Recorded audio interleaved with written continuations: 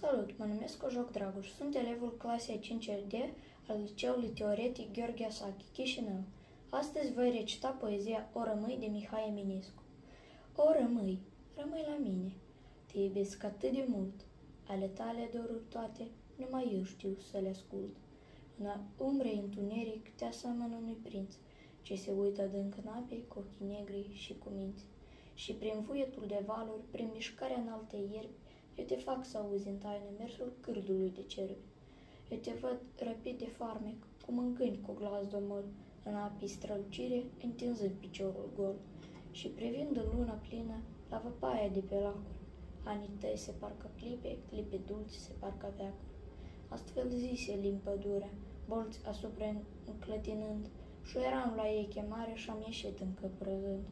Astăzi chiar de m-aș întoarce, a înțelege nu mai pot. Unde ești, copilărie, cu pădurea ta, cu tot?